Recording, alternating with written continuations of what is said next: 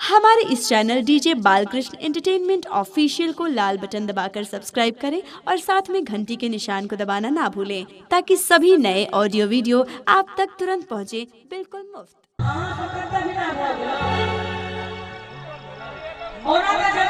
पहले के जमाना छले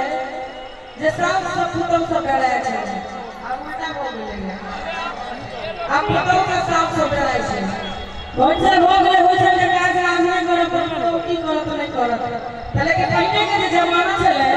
ओ सबरे के पुतौ सब की गावे छले केला के होय छले की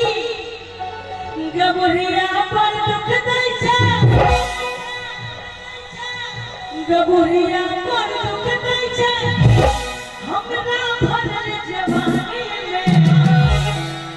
कहवे की अगल का बात बुझ लो छी फिर पूछे लो छी कहवे आ बदला ले